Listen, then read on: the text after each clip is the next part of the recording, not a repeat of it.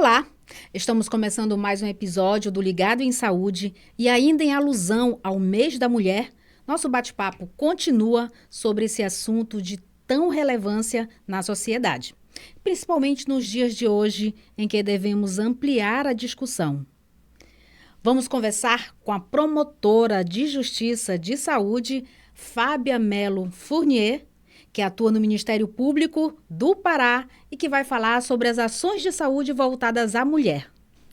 Tudo bem, doutora? Muito obrigada pela sua participação aqui no nosso programa. Muito obrigada mesmo. Tá tudo ótimo, estou muito feliz de estar aqui e queria iniciar agradecendo, Edna, a oportunidade em nome do Ministério Público, da Promotoria de Justiça de Saúde, porque nós entendemos de extrema importância esse momento de troca, né, e de poder falar um pouco do nosso dia a dia no Ministério Público e na Promotoria de Saúde. Muito bem. Doutora, para a gente iniciar já com as perguntas, né, nesse episódio maravilhoso dedicado às mulheres, eu gostaria que você falasse sobre as ações de saúde desenvolvidas em prol da mulher pelo Ministério Público do Pará. Perfeito. Bom, Ed, no primeiro momento é dizer que o Ministério Público ele é um órgão que tem uma grande capilaridade. Nós estamos representados por promotores de justiça em todos os municípios do estado do Pará, onde existe uma jurisdição, né? Então, nós estamos lá. Então, quando eu falo de ações de saúde, claro, eu vou centrar um pouco mais na minha promotoria de saúde, mas eu quero deixar claro desde o começo que nós temos agentes, temos promotores de justiça atuando pela saúde no estado do Pará como um todo. Descentralizado, né? Descentralizado, né? Mas, claro, por eu estar na promotoria de saúde na capital, é um órgão de atuação especializada, ao passo que meus colegas no interior vão responder por outras matérias também, né? Na capital, nós trabalhamos que é saúde, né? Municipal e estadual. Nós vamos ter um leque maior, né, de atuações, porque atuar na saúde pelo Ministério Público não é só com demandas individuais, né? Não é só o cidadão que vem à nossa procura porque teve acesso à saúde ou não conseguiu ou dificultado, mas também é trabalhar, é enxergar as políticas públicas e dentro das nossas atribuições e dos instrumentos que a lei nos traz, conseguir estimular os gestores públicos a trabalhar determinada política. Doutora, de que forma é feito esse trabalho em conjunto, o Ministério, como você falou, incentivar os gestores a trabalharem, né, para que se tenha uma saúde eficiente, né, que o Ministério atua mais na parte pública de saúde, né? Eu gostaria de saber como é que o Ministério Público traz esses gestores para que esse trabalho possa funcionar de forma integrada, para que se possa ter uma eficiência, né, no resultado. Tá. Bom, como você falou, nós temos a saúde pública, a saúde privada, né? E nós temos os planos de saúde de autogestão, que a gente chama. Dentro do Ministério Público, a gente trabalha com todas essas áreas da saúde, né? Sendo que a saúde pública, SUS, somos nós, das promotorias de saúde. E planos de autogestão, como planos de funcionários do Estado, do município. Eu acho importante a gente falar sobre isso, porque se você tiver numa situação que você tem necessidade de um auxílio para ter acesso a um determinado tratamento ou exame, no seu plano você saber aonde você se dirige. Então, eu estou aproveitando a oportunidade da tua pergunta para... Muito bom saber disso, que planos de saúde também o Ministério Público atua nesse sentido. Sendo sentido. que plano de saúde privado, a gente vai para a Promotoria do Consumidor, porque existe uma relação contratual. Mas saúde pública e planos de autogestão é conosco na Promotoria de Saúde. O que eu costumo dizer? Eu costumo dizer que o cidadão, a vinda do cidadão que vem até a promotoria nos buscar nosso apoio, ele é o nosso termômetro. A partir daí, a gente tem um indicativo do que é necessário, onde é que está travando e o que a gente precisa atuar. Além disso, nós não somos promotores de gabinete, né? A gente tem uma dinâmica na promotoria de visitar, de fazer inspeções em hospitais, em unidades de saúde, em unidade básica, em UPA. Nós temos uma equipe técnica também no Ministério Público que nos dá suporte, com enfermeiros, com médico, enfim, assistente social. E esse corpo técnico a gente se faz os nossos briefs, olha, eu percebi isso, a gente precisa verificar isso e a gente vai fazer também. Isso é uma outra forma que a gente tem de buscar. Porque a gente só vai realmente objetivar a nossa atuação. A saúde é um mundo, é um universo imenso, você sabe. Se a gente tiver o pé fincado na realidade. Por isso que eu digo, nós não somos de gabinete, né? A gente atende no nosso gabinete, mas a gente tem essa dinâmica muito de estar fora, em interlocução com os atores, ouvindo. Quando eu vou fazer visita em unidade hospitalar, eu vou desde a porta. É como se eu fosse o paciente, eu quero saber todas as etapas que o paciente tem que passar para chegar até o atendimento que ele foi buscar, exatamente para a gente conseguir construir os fluxos, ver como é que isso está funcionando. Então, esse é um trabalho muito interessante porque ele nos coloca direto com a realidade do sistema.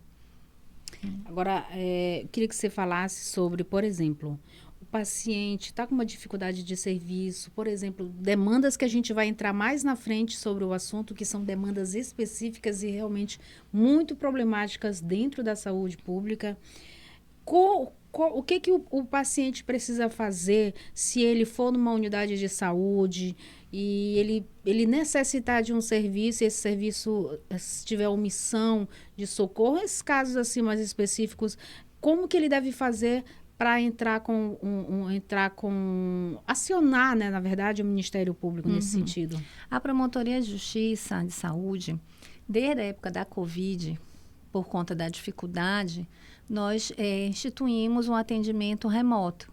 Então, a gente tem duas possibilidades de atendimento na promotoria. Ou a pessoa se apresentar lá conosco e nós atendemos todos os dias, manhã e tarde. Sim. E de segunda a sexta, né? Sábado e domingo a gente tem o plantão do órgão. Também que pode receber demanda de saúde. O que não for definido no plantão vai ser distribuído para uma das duas promotorias. Nós somos duas promotorias de saúde na capital, vai ser distribuído para uma das duas atuar. A outra forma de atendimento, se a pessoa está com dificuldade de deslocamento, ou porque às vezes o único parente está com a pessoa no hospital ou está dando apoio para ela, pode fazer o atendimento também remoto. Nós temos um telefone de WhatsApp Business que não atende ligação, mas faz todo o atendimento, é o próprio assistente social que recebe a demanda e que vai processar a demanda. Né? Então, tem essas duas formas. Não precisa de advogado, é uma demanda espontânea. Demanda espontânea. Você vai lá, você relata o que aconteceu, relata o seu problema, que o Ministério Público atua. Vai cuidar. Agora, sim, a forma de atuação é que nós temos duas dimensões para atuar. Tem a apuração também, né? Que é no âmbito administrativo e no âmbito judicial. Se fala muito da judicialização da saúde. Em Belém, nós temos, volto a dizer, somos uma promotoria especializada. Então, nós temos como premissa judicializar muito pouco. A gente procura realmente buscar o diálogo, tentar construir, né? E a gente tem uma efetividade muito grande, muito boa mesmo. Em termos de ajuizamento, é mínimo. Eu acho que semana passada a gente teve uma ocorrência na promotoria, eu mandei levantar, acho que a gente tinha entrado com uma ação. Isso que eu ia lhe perguntar em relação à judicialização na saúde, que se tanto fala, né? Sim. Você acha que essa demanda tem aumentado ou tem diminuído por conta do diálogo, daquela aproximação com o gestor? Eu acho que em termos de promotoria de Belém, certamente reduziu muito, porque como a gente tem essa premissa de não judicializar e a gente consegue. Agora, a gente tem que considerar que nós estamos mais próximos do secretário de Estado, mais próximos das estruturas decisórias dentro do SUS, que não é a realidade do meu colega que está lá no interior, que além das demandas de saúde, ele tem que responder a oitiva do adolescente, né? Ele tem que estar nas audiências criminais. Então, assim, como nós temos essa atuação especializada, isso nos permite esgotar a via que a gente chama extrajudicial. Entendi. E aí nós temos, quando a pessoa chega ao MP, registra uma notícia de fato. Essa notícia de fato, eu tenho um prazo para instruí-la. Se não se decidir, pode se tornar um procedimento, pode vir se tornar uma ação civil pública. Sim. Mas o que é importante, Edna, é que toda demanda de uma pessoa, ela pode ser a demanda de outras que não, por uma razão ou por outra, não conseguiram chegar até nós, né? Então, assim, a gente sempre trabalha o viés individual, mas a gente vai olhar o viés coletivo. Então, a partir daí, por exemplo, a gente detecta quando tem uma especialidade em que a gente está sentindo que está travando mais, está tendo muita demanda. Por exemplo, no ano passado, nós tivemos muita demanda vascular, né? E assim, infelizmente, o sistema não estava absorvendo. E a gente teve muitas pessoas que tiveram sua situação agravada e que se tivesse ido buscar lá na atenção básica o seu tratamento por diabetes, né? Fazer o acompanhamento corretamente, ele não entraria nesse serviço e não na gravidade com que chegava para nós. Então, aí a gente foi trabalhar a questão do fluxo vascular no município de Belém, no estado do Pará, porque os colegas do interior nos buscam também. Né? A gente tem uma unidade no MP que chama Centro de Apoio Direitos Sociais, que trabalha educação, saúde e deficientes idosos. Esse colega é um promotor que coordena, ele vai fazer essa dinâmica entre nós, promotores especializados da capital, colega do interior, vai buscar subsídio, vai tentar colocar a gente trabalhando em conjunto. Sim. Então, muitas vezes o colega diz, olha, a gente está aqui no centro tal e a gente está com muita demanda, como é que está aí? Tu consegues ver isso para mim? Olha, aqui também está sobrecarregado, mas a gente vamos trabalhar junto. Então, a gente vai construindo essas redes de diálogo, né? E o judicial é realmente quando a gente já esgotou tudo, não deu, ou urgência. Urgência é medicamento oncológico, né? Eu tenho por hábito, todo ano, antes do nosso recesso, vamos checar todas as farmácias, vamos ver se está tudo bem. Não dá para sair para o recesso e não deixar essas pessoas com a garantia que vão fazer a quimioterapia, que vão, né? Então, assim, geralmente em dezembro eu tenho que entrar com alguma ação, né? Mas isso é um trabalho que é contínuo. Eu acho que esse ano a gente já foi com certeza a gente já foi mais de uma vez nas farmácias do Filoiola, por exemplo, né? Para tentar justamente fazer esse acompanhamento. Aí, diante da urgência, a gente não tem tempo para esgotar essa via. A gente precisa garantir que naquele dia aquela pessoa consiga fazer a quimioterapia dela. Aí a gente ajuiza, né? Então, assim, a judicialização, estrategicamente, ela é uma via, ela é importante, mas eu acho que ela tem que ser utilizada realmente em situações precisas, para que a gente não prejudique a própria gestão da secretaria. Exatamente. Porque essa questão é bom entender também, doutora, que nessa questão de ir, por exemplo, você falou que de idas na farmácia do Filoiola e tal, isso não quer dizer que a fiscalização, na verdade, ela vai contribuir para que o serviço seja mais eficiente e atuante em tempo rápido, hábil ao paciente, que às vezes a própria gestão, né, não se dá conta de um medicamento que faltou, que talvez ninguém passou para a gestão. Então, tudo isso eu acho que é bom ver com os olhos essa fiscalização, os olhos de que também é uma forma de, não é punir, né? É uma forma também de contribuir. E eu acho que até é uma questão de respeito. Porque seria muito cômodo para mim ficar lá na minha casa, no meu gabinete, e dizer, olha, Edna, tu estás fazendo uma má gestão aí no teu hospital. Pois, mas eu nunca fui lá no teu hospital ver quais são as tuas condições de trabalho, como é que tu estás fazendo essa gestão realmente. Então, eu acho que para você conseguir contribuir efetivamente, necessariamente não punir, esse não é o nosso primeiro movimento, como eu digo, a gente esgota o diálogo. Né? A gente senta com o gestor, olha, a gente está detectando isso. Eu já estou aqui com todas as notas técnicas, os laudos dos técnicos. Às vezes a gente solicita também de técnicos externos. Então, vamos ver vamos trabalhar num cronograma que seja real para você, mas que a gente tenha uma ideia de começo, meio e fim e a melhoria do serviço, que é sempre isso que a gente busca. E sempre, é o que eu sempre digo, o Ministério Público, eu trato todo mundo bem, eu converso com todo mundo. Mas a minha postura vai ser sempre de apoio ao paciente. Esse é o nosso papel. Olhar para o paciente, ver o que é melhor, o que a gente pode ofertar de melhor para ele. Exatamente.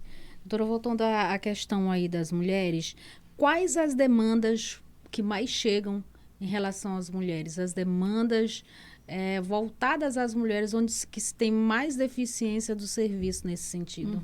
Na promotoria, a gente tem alguns procedimentos que são muito caros para a gente, que são os procedimentos que, com base na política nacional de atenção integral à saúde da mulher, a gente vai detectando que tem algo que a gente precisa melhorar e a gente vai abrindo esses procedimentos. Eu também queria dizer que eu sou da Comissão de Mulheres do Ministério Público, vice-coordenadora nacional, né? E muito cedo, obrigada. E muito cedo a gente percebeu, a nossa associação nacional lá em Brasília, que participar dessa comissão de mulheres, ela só faria sentido para nós se nós pudéssemos dar voz àquelas que não têm. Né? Então, para nós não era suficiente falar sobre as questões do Ministério Público, nossas questões de carreira, mas a gente precisava estar atenta às outras mulheres, aquelas que ainda não têm a mesma representatividade que uma mulher promotora de justiça tem. Né? Então, isso tem sido um amadurecimento como profissional e como mulher muito grande. Né?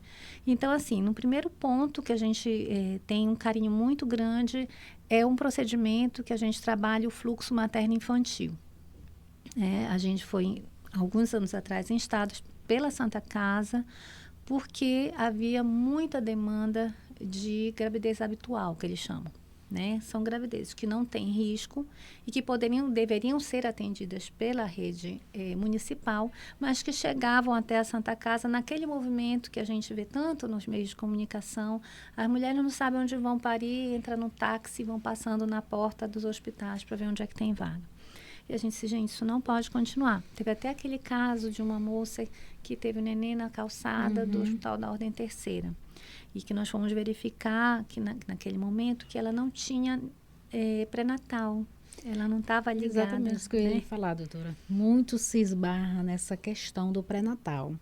Eu não sei, hoje em dia a gente não pode nem falar isso se é a questão da falta de informação. Porque se há informação sobre a importância do pré-natal para a mulher, desde o início até a parte que ela vai dar à luz ao bebê, né? Sim. Então, a importância e todos esses problemas que a gente encontra na alta complexidade é em decorrência e não é é um desserviço da unidade de saúde que está lá, e ela está de porta aberta para receber e orientar e referenciar, né? Isso, referenciar. Então, ela não tem essa referência, não sabe, às vezes o bebê já nasce com uma sífilis congênita, já tem um problema desde a gravidez, porque ela não teve aquele atendimento, mas não foi uma falha do município, mas da mulher.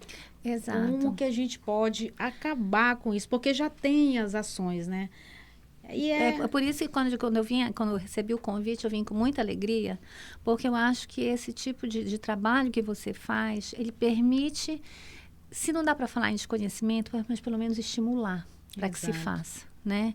Essa questão da reprodutora da mulher, eu acho que é importante que elas saibam que na unidade básica de saúde existe não só o acompanhamento pós-gravidez, mas o antes. Tem muita gravidez que você não está querendo, que você não está com uma vida preparada para isso, né? E que você pode evitar se você fizer o antes. Né? E isso faz parte da rede, que era a antiga Cegonha, hoje a rede Aline, que é justamente de planejamento reprodutivo e familiar. Né? Então, a própria unidade básica de saúde, ela pode dar essa orientação, pode referenciar para um serviço na Santa Casa. Tem algumas unidades que fazem, por exemplo, colocação de DIU. E isso é importante que seja reforçado nas mulheres. Já tem o Implanon, né, também, já tem Sim. vários métodos contraceptivos que podem atuar nesse sentido. Nesse sentido. Né, para prevenir uma prevenção. gravidez que talvez não seja aquele momento. Né? E, em seguida, engravidou, vamos acompanhar isso, né? Pela sua saúde, mulher, mãe, e pela saúde do bebê. Para que a gente não veja essas complicações, por exemplo, a sífilis que você colocou, que é muito comum, infelizmente, quando a gente vai fazer visita no hospital, a gente encontrar ali um bebê, aí ficam 10 dias no hospital, porque tem que esperar o período do antibiótico, são 10 dias que eles já poderiam estar em casa. Você sabe que o hospital, de toda forma, mais cuidado que se tenha, a CCH tem o risco, né? Tem riscos de infecção, e ocupa leito também. Né? Exatamente. Ocupa leito, são 10 dias que esse leito não vai poder ser disponibilizado para alguém que está lá na porta esperando. Toda uma né? consequência, Isso. Então, assim, nesse trabalho, eu não vou esquecer de contar isso, porque eu começo a falar e realmente isso me toca profundamente, porque eu acho que é um momento de muita fragilidade da mulher, né? De força, ao mesmo tempo que você está dando à luz a uma vida, mas ao mesmo tempo de fragilidade, porque a gente sabe das complicações que podem acontecer. Então, esse trabalho, no que ele consiste?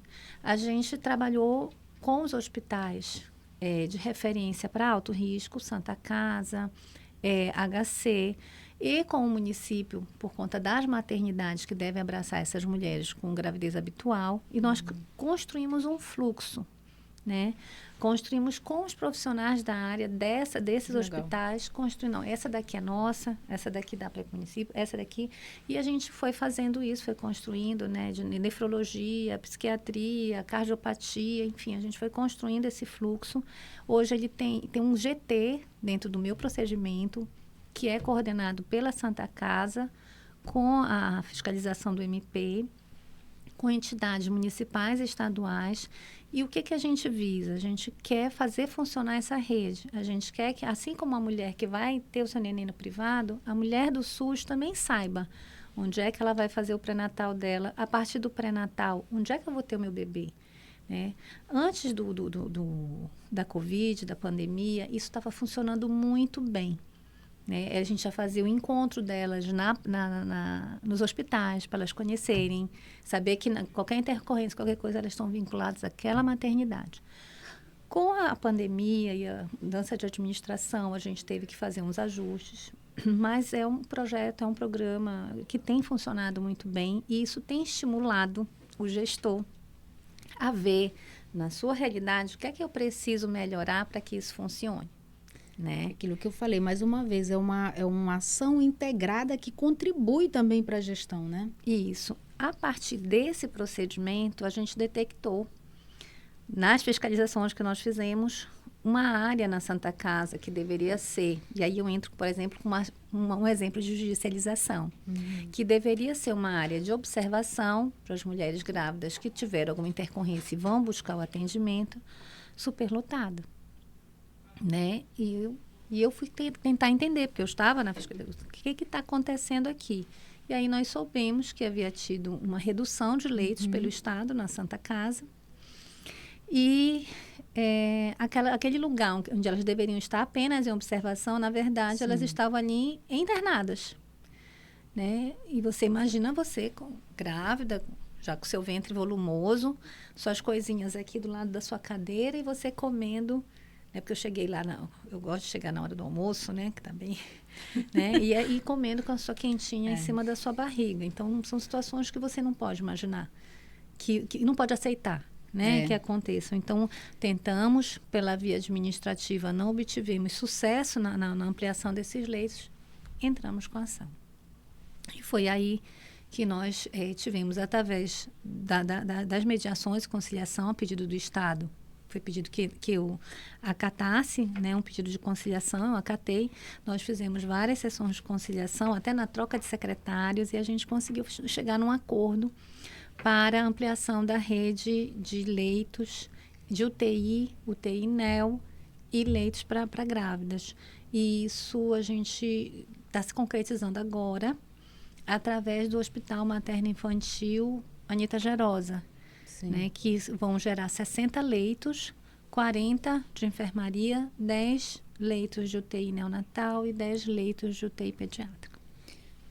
Doutora, mas assim, é o que a gente fala também, a questão de leitos. É uma necessidade constante, mas a gente precisa ver também que a gente estava falando, né? Lá atrás. Que essa grávida tenha essa atenção, que tenha... E é uma problemática, né? Porque a gente precisa conscientizar as mulheres da importância de se cuidar desde antes para não ter a questão do leito para a grávida, que já chega talvez com uma pré-eclâmpsia, sem saber porque não fez o pré-natal, e leito para o bebê que já tem uma doença congênita. Sim. Então, mas enfim, é um trabalho integrado que eu tenho certeza que mesmo com os problemas... esse trabalho faz com que se diminua, né, as probabilidades da gente lotar mais leitos. essa questão dos leitos é assim meio complexa, porque se amplia leitos, mas ao mesmo tempo, né, se tiver uma problemática aqui, não vai suprir. Os trabalhos, eles têm que funcionar conjuntamente, né? Eu até falei, pessoal, vamos trabalhar essa questão da ampliação de leito, mas eu quero um compromisso de todo mundo aqui da rede. É trabalhar a questão do planejamento familiar e reprodutivo. Acho que é essencial, né? Principalmente nos municípios, né? Sim, então eu acho que, na verdade, uma coisa ela só vai complementando e puxando a outra, né? Então, com base nesse trabalho, a gente também procura acompanhar, por exemplo, o Hospital Público da Mulher, que foi inaugurado, né, no ano passado, retrasado, a gente acompanhou logo depois que foi, inaugurou, fomos lá, vamos ver o que não está funcionando, por que ainda não está funcionando, né? Ele só está recebendo mulheres vítimas de violência. Não, mas a rede está aqui, está estrangulada em esse serviço, não dá para absorver. Então, tudo isso a gente consegue construir diálogos com o gestor.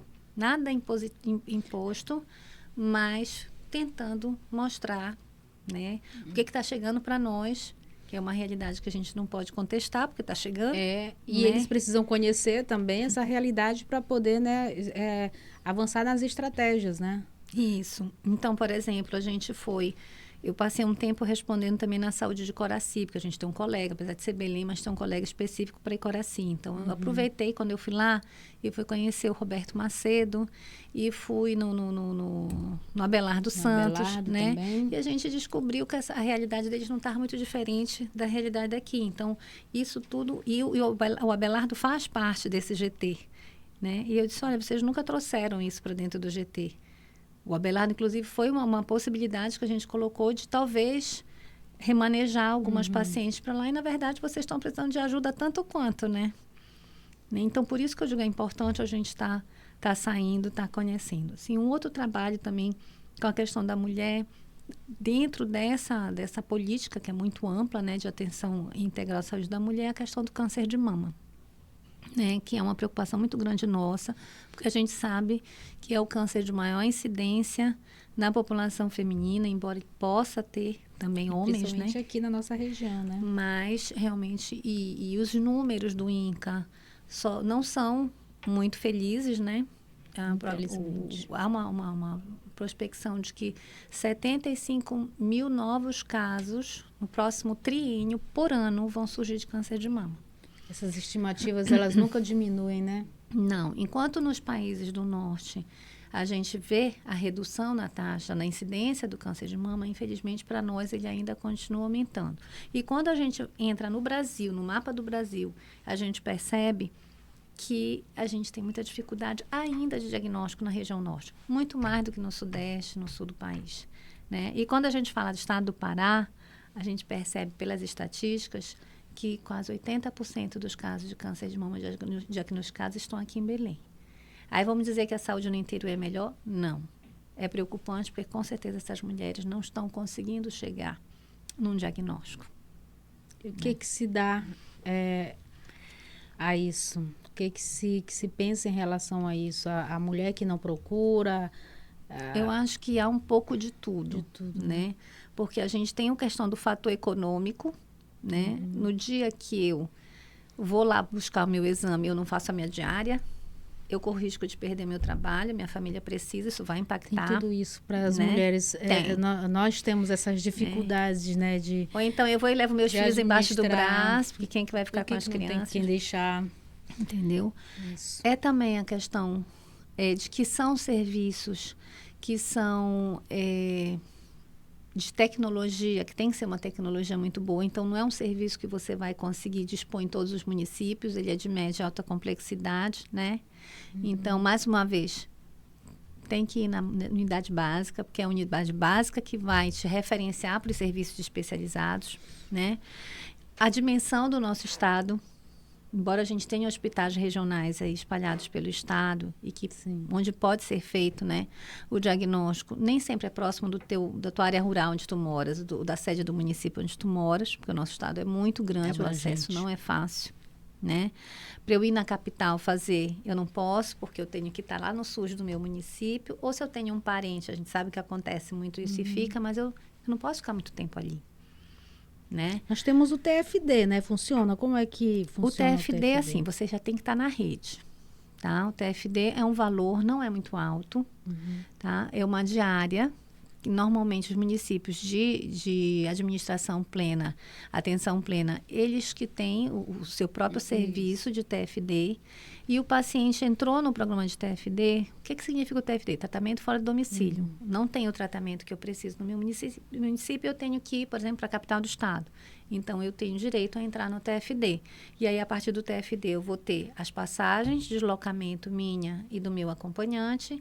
E esse valor também teria que cobrir as despesas de transporte, alimentação e moradia. A gente sabe que não dá, né? Então, assim, se a gente pudesse dizer assim, tentar não adoecer, né? Eu acho que a gente precisa virar a chave desse olhar para a saúde, né? Aquilo que a gente estava conversando antes, e tentar falar realmente de saúde, não de doença. Eu digo que a minha promotoria de saúde, mas eu falo de doença, porque as pessoas já chegam lá adoecidas, e o que a gente precisa é romper esse círculo de adoecimento da população. A tua unidade básica de saúde é o teu médico, é a tua referência de saúde mesmo, né? Porque saúde não é tratar doença, saúde é você não tentar fazer tudo também para não adoecer, né?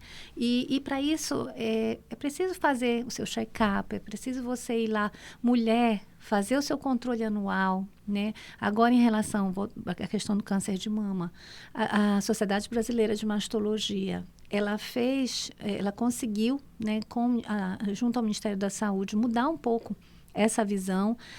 As mulheres na saúde suplementar, na saúde privada, elas faziam mamografia a partir dos 40 anos, mas a mulher SUS só tinha direito a partir dos 50, salvo se tivesse alguma suspeita, alguma intercorrência.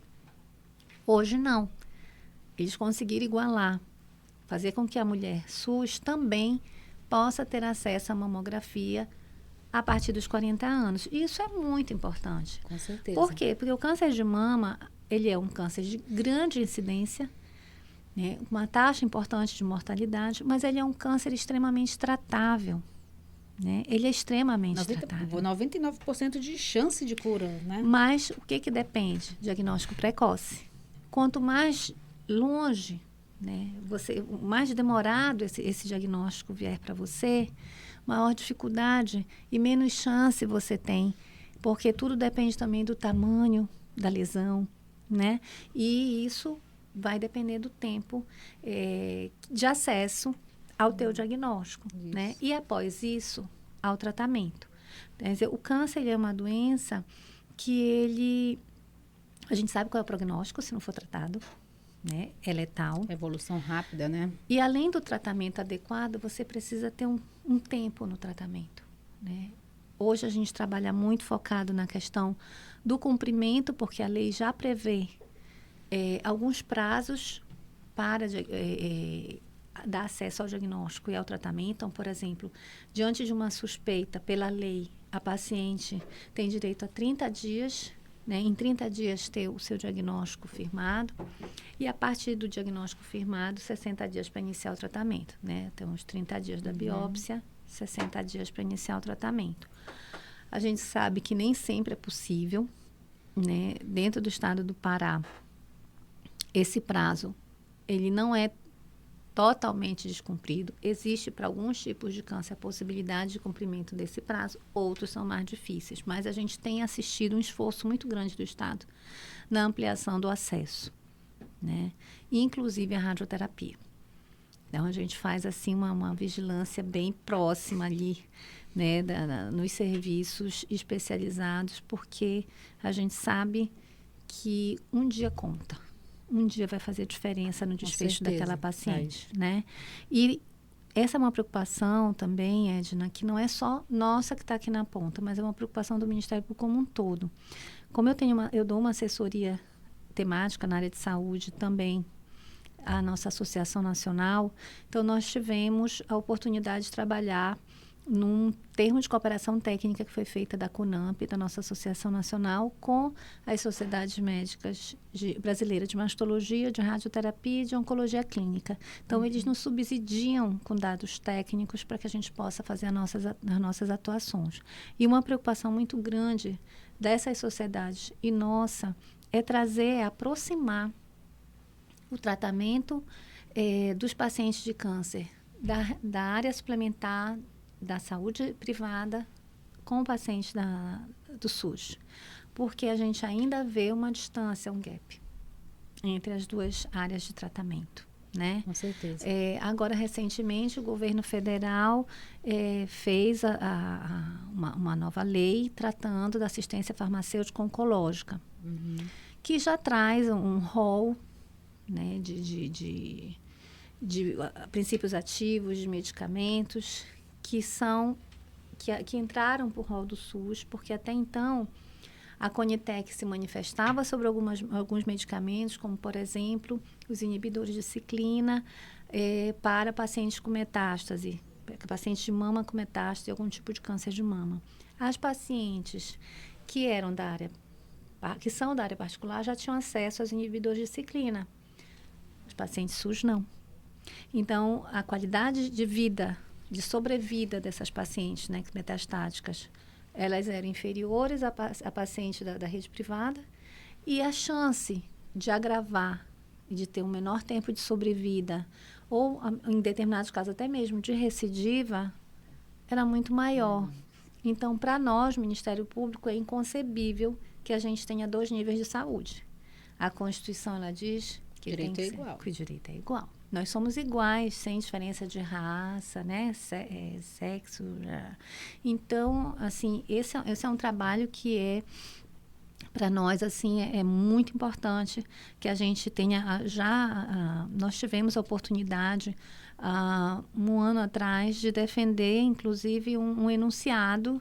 O enunciado é um tipo de pacificação de jurisprudência, de decisão que vai guiar os juízes na decisão dos processos, e que a gente defendeu e foi aprovado em Brasília, um enunciado que dizia: medicamento oncológico aprovado pela Conitec, o gestor, seja municipal, seja estadual, não pode alegar a reserva do possível, ou seja, a tua limitação orçamentária para não atender. Se o SUS reconheceu a tecnologia como uma tecnologia positiva e que realmente pode ajudar aquele paciente a recuperar essa saúde, então ela tem que dispor. E isso foi aprovado. E, em seguida, o ministro da Saúde, na mudança de ministro, ele vai e anuncia: não, nós vamos tentar disponibilizar para os pacientes SUS aqueles que já estão aprovados pela Conitec. E aí, em seguida, vem, né, tudo uma sequência, aí vem a nova política de assistência farmacêutica oncológica. Poderia ter ido mais além? Com certeza, né? A maior parte da lista de medicamentos ainda vai ser de compra deslocalizada, não vai descentralizada, né? O Ministério da Saúde tem muito mais potência para adquirir medicamentos de alto custo, como são os medicamentos oncológicos. Mas o fato é que hoje a gente tem uma lista, essa lista conseguiu agregar algumas coisas que estavam ali meio que no limbo, né? Aprovado, mas que deixava a cargo dos estados e municípios se virarem. A Conitec dizia assim: não é bom, pode usar essa tecnologia, mas ninguém dizia quem ia pagar a conta. Pelo menos isso trouxe dentro da política de assistência farmacêutica, né? Oncológica. Isso é muito bom.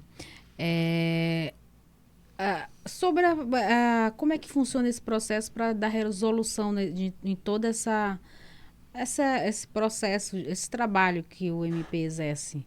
A resolução que você, na sua avaliação, tem surtido efeito esse trabalho em conjunto, né? Tudo isso, as políticas de saúde têm aumentado em prol da mulher também? Sim, eu acho que a gente tem conseguido construir muita coisa. Por exemplo, nesse nosso movimento de fazer a visita, alguns anos, acho que o ano passado, não estou lembrada se foi ano passado ou ano retrasado, nós estivemos na URI da Mulher, até pelo mês de março. Falei, mês de março, mês da mulher, deixa eu ver como é que está o serviço para a mulher. Uremia, né? Não, ela é lá, sabe o antigo Socó? Eu acho que é... Eu sei. João Balbi? Não é unidade de referência materno-infantil? Não, é Uri Mulher. Da Mulher. Uri da Mulher, que apesar de ter o nome de Uri, né, que a gente acha que é estadual, mas ela é municipal. Tá. Era um antigo Socó. E a gente até entrou recentemente com uma ação, porque a gente detectou várias situações, o espaço era relativamente bom, mas era subutilizado. Eu cheguei lá meio-dia. E aí eu vi, assim, vários espaços vazios, servidores que não estavam, a farmácia praticamente vazia. Eu disse, olha, acho que a saúde da mulher em Belém está muito bom. As mulheres estão extremamente sadias, que a UTI está esvaziada, então ninguém está doente em casa. E aí a gente começou um trabalho com gestores, só que tem as mudanças de gestão também. Isso às vezes é um tempo de parada para retomar as discussões. Muda também, né? Muda a linha, muda a prioridade. E acabou que nesse caso aqui a gente precisou ajuizar porque a gente precisava de uma mamografia que funcionasse. Né? Então, assim, em determinado momento, a mamografia de lá funcionava, mas não tinha o filme que eles chamam. Isso é denúncia, né? Mas a uremia, por exemplo, o mamógrafo não estava funcionando, mas eles tinham filme. Então, a gente vai trocar nossas pacientes, a gente vai se apoiar. Ok, por um tempo, ok, não deixa o serviço parar. Mas o ideal é que aquilo ali, os dois funcionem a contento. Né? A gente também estimula muito a questão do Outubro Rosa. Né? O ano passado a gente conversou com a secretária da Mulher do município, a gente conversou com a doutora Heloísa, né, que estava à frente como adjunta na CESPA, e a gente estimulou que fossem feitas campanhas de mamografia. Conversei com o Filoiola, então cada um, o Filoiola abriu até uma agenda paralela para atender até pessoas da casa mesmo, que estavam ali dentro, mas que não tinham acesso. Então, assim, todo mundo fez um pouco. E eu tenho certeza que ali a gente conseguiu trazer uma certa tranquilidade, ou pelo menos um acesso a tratamento àquelas mulheres que provavelmente, se não fosse aquela ação, não fariam. Por quê? Porque o tratamento, o acesso ao diagnóstico do câncer, ele ainda é um diagnóstico especializado. Então, se você não vai à unidade básica de saúde, ela é o caminho, o começo sempre. O SUS tem, você sabe, tem as portas de entrada. Exatamente. Tudo começa ali na UBS. Então, se você não aproximar da UBS, você não vai ter acesso a esse serviço, porque é a UBS que vai referenciar para um serviço de diagnóstico de média e alta complexidade, e em seguida ser referenciado para o tratamento e acesso às medicações. Né? E a outra porta de entrada é a urgência e emergência, que são as nossas UPAs, os nossos prontos-socorros, né? Mas que são situações específicas de urgência e emergência. O Roberto Macedo, ali na Augusto Montenegro, né?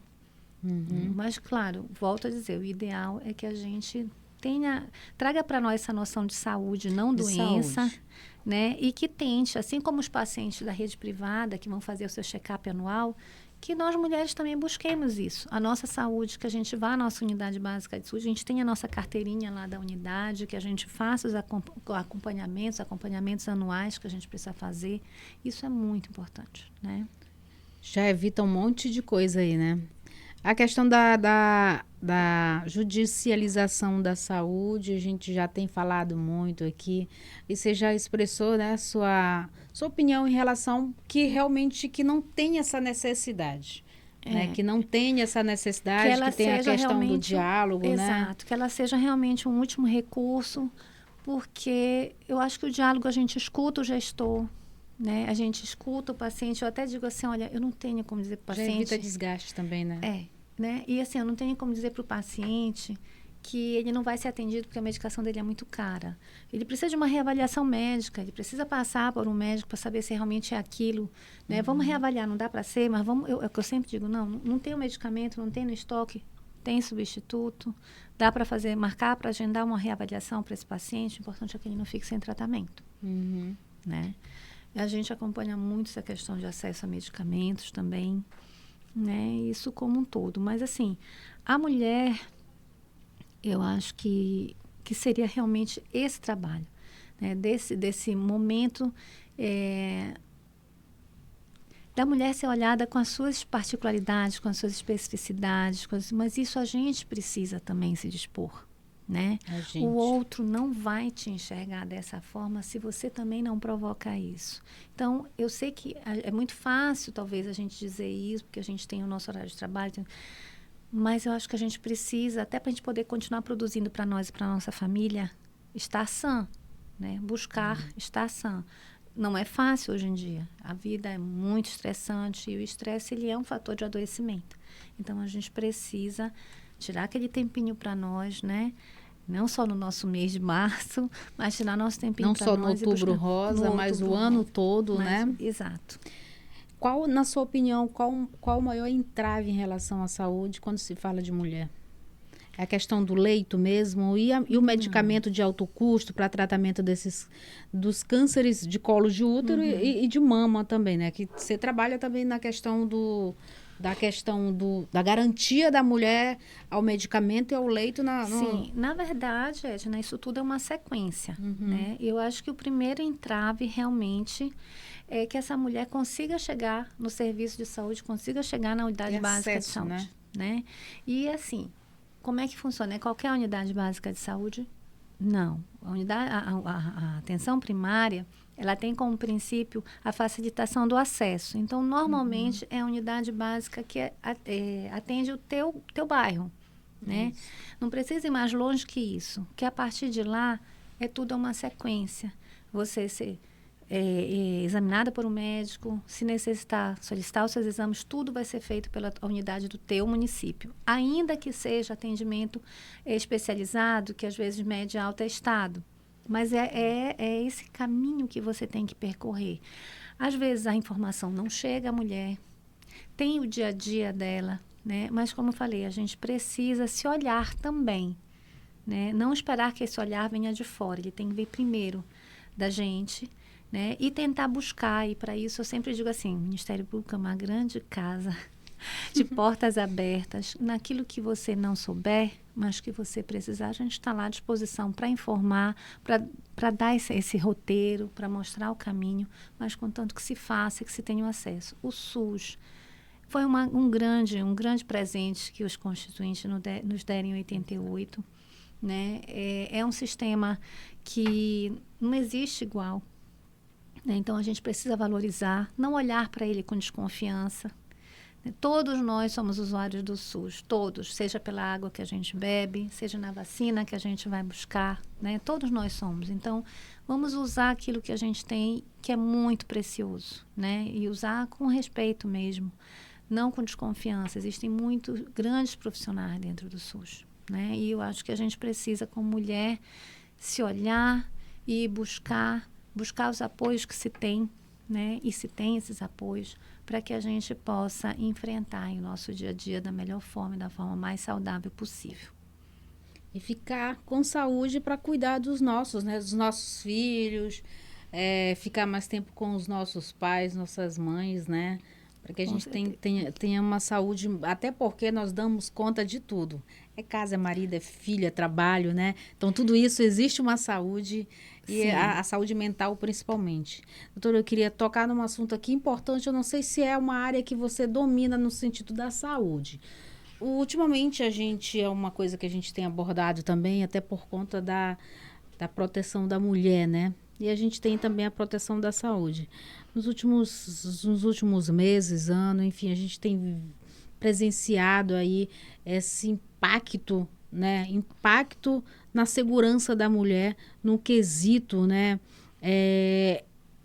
A relação tóxica, em que muitas estão perdendo a vida, né? Por conta de um relacionamento tóxico. O que causa adoecimento mental em muitas mulheres. Porque é impossível viver num relacionamento tóxico, né? E você pendurar essa relação por muito tempo e você não sair doente. Se sair, que hoje nós não estamos dando a chance de sair com vida, né? Eu queria que você falasse sobre essa questão. Vocês trabalham nesse sentido da saúde mental, de acolhimento dessa mulher, a saúde, no caso, não é questão da segurança. Eu estou adoecida, eu preciso de uma ajuda, não sei com quem recorrer. Tem um setor para isso em que as mulheres podem procurar para cuidar da sua saúde, para que ela possa... Porque eu acho que tudo começa na saúde mental também. Se você não tiver com a saúde mental plena, o resto vai todo desandar, né?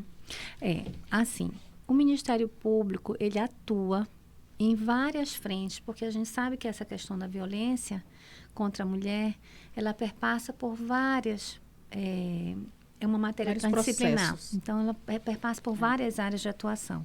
Então, a gente tem a Promotoria de Violência Doméstica, com 4 promotores, que atuam, que têm um corpo técnico para receber essa mulher, para dar todo o acolhimento e toda a orientação. A gente tem também a promotoria de idosos e deficientes, que fica com a parte de saúde mental, não só da mulher, mas de uma forma geral. Mas eles atuam a partir do momento que se tem um laudo. Então, nós é que acabamos recepcionando, que é a nossa promotoria residual, né? Acaba recepcionando essas mulheres, essas pessoas que vêm em busca de uma avaliação, de um apoio psicológico, de um apoio, às vezes até psiquiátrico, como você disse, né? É difícil passar por essa situação e não ter um adoecimento.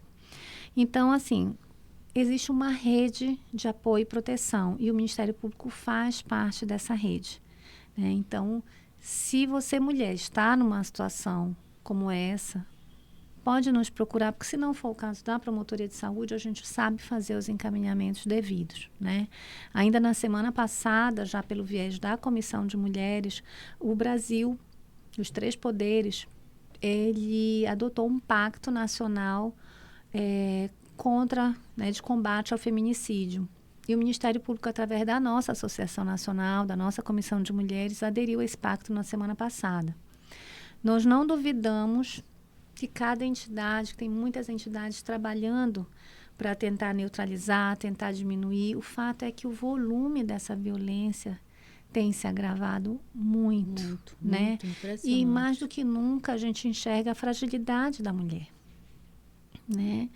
E o que a gente entende é que para a gente conseguir combater efetivamente, trazer resultados eficazes, a gente precisa trabalhar de forma concertada, trabalhar de forma conjunta, né? A gente não está dando certo cada um no seu setor, né? Integrar ações, integrar né? De todas as ações para que a formas. gente possa Pra romper objetivamente esse ciclo. romper, e essa mulher se sentir segura a ponto de buscar, porque às vezes ela não busca, porque ela tem medo de não vai dar em nada, e eu vou ficar numa posição muito mais frágil, né? Mas o fato é que o nível de violência tem crescido muito. Eu às vezes me questiono, Edna, se é o nível de violência que cresceu muito, ou se as possibilidades de denúncia que foram mais abertas a essa mulher. Exatamente. Isso a gente fica assim pensando, o que aconteceu? A gente se questiona, faz um monte de questionamento, porque tá uma epidemia. Isso aí não se resume ao estado, é o país inteiro. Todos os dias a gente vê noticiários, todos os dias a gente vê casos, desde os mínimos aos mais brutais, né? Então, eu acho, doutora, que não é bem a questão da fragilidade, porque nós já estamos tendo nosso espaço, nós já estamos mostrando o quanto nós somos importantes a ocupar espaços, né? Como você no seu cargo também tão importante, que trabalha na área da saúde. Então, talvez seja uma questão de vulnerabilidade sim, e acharem que concordo, nós somos frágeis o suficientes, que nós não temos vozes e nem forças para lutar, para correr atrás do que a gente quer. Eu acho que a gente precisa mostrar, assim, que nós temos o poder de mudar essa situação. Sim. Porque é uma coisa, assim, que tem revoltado completamente. Que a gente precisa realmente falar sobre isso. Porque, às vezes, a Exato. pessoa está tão dentro da situação que ela se não vê... fragiliza, ela se bloqueia. A situação, quem eu procuro, ninguém tem vergonha. A situação que fragiliza, e a pessoa diz, nossa, eu não tenho saída. Eu não tenho para onde correr. Né? Então, acho que a gente precisa falar mais sobre isso. Ampliar essa discussão. Para que chegue a essas mulheres, toda essa rede de apoio, né? E aquela coisa de não prejugar, né? De estar ali para acolher. Né? Exatamente. Eu até esse final de semana eu fui contactada por uma pessoa que uma mulher da família estava em processo de separação e o homem ameaçando com medida protetiva, não cumprindo a medida. Não cumpre mais medida protetiva. Não cumpre. E aí, conclusão, o que aconteceu nesse caso? Contactei a nossa colega do Núcleo da Mulher imediatamente. Doutora, eu sei que essa não é a sua matéria, não se preocupe, nós vamos fazer o possível. Domingo, falei, desculpa eu estar te ligando, já é domingo, mas é uma situação assim, essa mulher está em tal município. Eu dei como sugestão que alguém tentasse tirar ela do lugar, resgatar, Fugir, levar para um lugar é, mais, é. né, para proteger enquanto sai um mandado de prisão, se sair, enfim, mas tentar colocá-la num lugar que ela consiga se sentir um pouco segura, né? Porque é muito difícil você viver, você ter que sair para trabalhar, você ter que deixar seu filho na escola, pegar sua filha da escola, com medo, sabendo que tem alguém que pode estar à tua espreita, enfim. E até o filho também está sendo vítima, os filhos dessa doença mental de alguns homens, né? Não vamos generalizar, né? Então, eu acho que é isso que é importante. A gente, como você falou mesmo, num final de semana, você foi lá, se esforçou, é a gente fazer aquela corrente, a gente se unir e não se olhar com olhar de rivalidade, mas nós estamos todas na mesma posição e pode acontecer com qualquer uma de nós. É, Por isso que a gente praticar a precisa se dar as mãos. sororidade. Exatamente. Exatamente. Doutora, a gente já está chegando no final do nosso programa. Foi um bate-papo muito legal, muito enriquecedor, né? É sempre bom trazer conhecimentos para cá, a gente aprender com os nossos convidados. Queria que você fizesse suas considerações e eu lhe agradecer imensamente pela a sua participação, né? A sua disponibilidade de estar aqui conosco hoje. Queria agradecer mais uma vez, né? Dizer que eu nem senti o tempo passar. Não sente? Né? Quando a gente tem um assunto no coração da Exato. gente, né? Quando a gente realmente tem um comprometimento com isso, a gente não percebe, a gente só tem vontade de fazer e atuar. E é com essa disposição que a gente está, a minha instituição, o Ministério Público, ela trabalha. Né? É realmente se colocar à disposição das pessoas que estão em situações de vulnerabilidade, necessidade. Vamos, pelo mês de março, falar da mulher, né? Dizer que a gente precisa se olhar, agora falar não só como promotor, mas como mulher, né? Mais uma vez reforçar, a gente precisa se olhar, a gente precisa se priorizar para que nós possamos estar inteira nas relações que a gente tem, seja com os nossos maridos, nossos companheiros, nossos filhos, a nossa família, nosso pai, mas a gente precisa estar bem. E para estar bem, esse primeiro movimento é nosso, né? Eu queria reforçar que existe uma rede, né, de várias dimensões do que a gente chama de saúde mental, física. Existe uma rede que está posta e que está de braços abertos para receber essa mulher. Né? Não tem que ter vergonha, não tem que ter medo. Né? A gente está aqui para apoiar, né? Mas esse primeiro movimento tem que partir da gente. Exatamente. Né?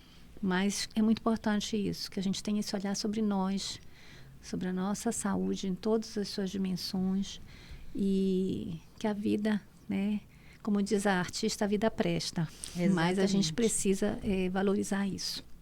Muito bem, doutora. Muito bom mesmo saber que a gente tem aí à disposição o Ministério Público do Pará para também protegermos nós mulheres. Isso é muito importante. Parabéns pelo trabalho que vocês exercem, né? É bom a gente mostrar, disseminar essa informação de que a mulher ela não está desprotegida, né, doutora? Jamais. Pois é. É isso aí. A gente fica por aqui. Aproveite, se inscreva no nosso canal, siga nossas redes sociais e até o nosso próximo programa.